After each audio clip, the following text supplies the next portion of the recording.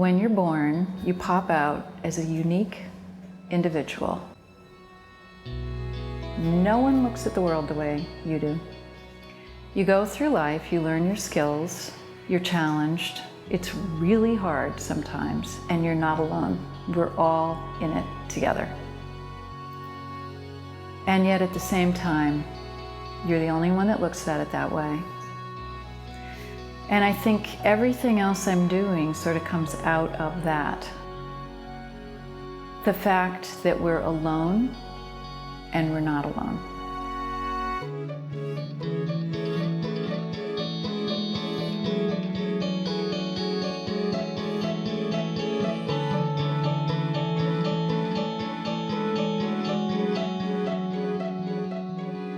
When I was 6, Santa gave me a camera.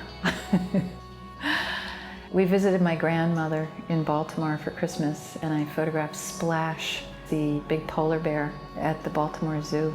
That was my first roll of film. It was a lot of fun to see the transformation of experience into this little rectangle, and it still is.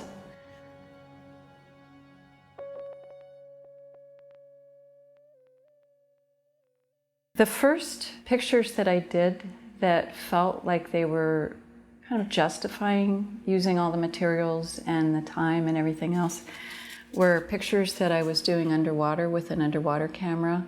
And then I made blueprints, which were done by taking a piece of watercolor paper, coating it with an emulsion, and then exposing it to sunlight.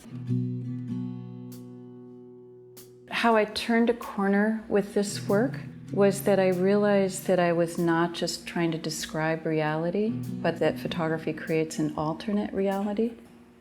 This isn't stuff I was thinking about when I was underwater with the camera, but afterward, looking at these pictures, there was something I saw in them that I think I would say was smarter than me. And I think art does that. Art takes you places you didn't mean to go. I don't think we need two of everything. I don't think we need to have the woods and the picture of the woods. That to me is totally boring. But if you let your materials lead you into something you don't know, oftentimes what will happen is you'll be dealing with things differently than just what you could experience walking through the woods. And it's that transformation that art can create that is, the sort of why bother factor.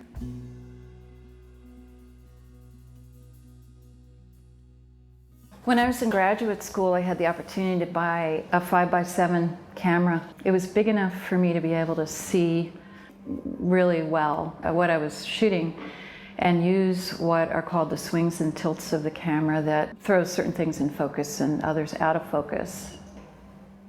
The very, very narrow range of focus on just his eye and a little bit on his fingertips, and then this central part of the trees behind him. I don't want you to look at this and think about the techniques. I don't want you to know any of that consciously. It's all about seducing the viewer into I want to say an inappropriately intimate relationship to the person that you're imagining. Because she almost always frames things in a way with multiple focus and puts us in an unconventional space where we're not quite sure what our perspective is, the works have this living, breathing quality. Her work is much more comparable to the way we live in a space in the world. And so somehow through photography, which tends to capture a moment, she keeps that moment alive and organic.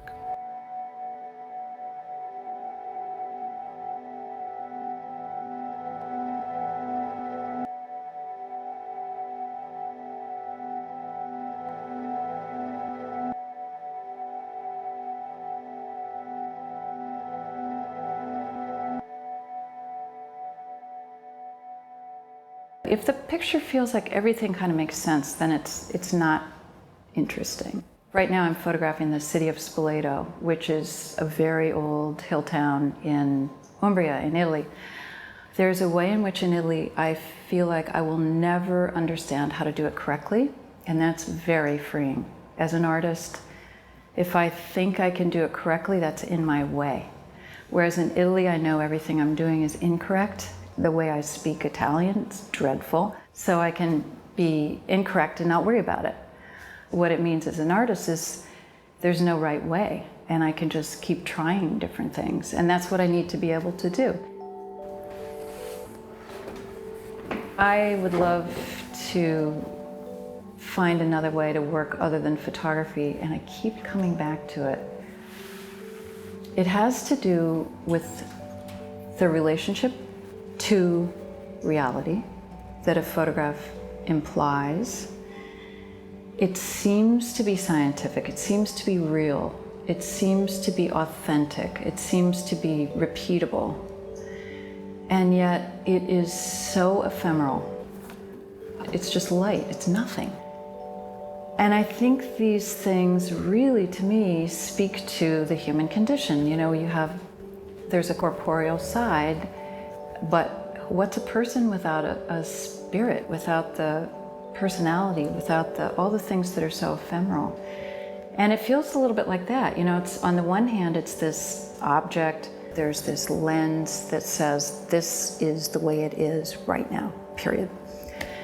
And yet, the imagination makes it an infinite number of things. It's magical.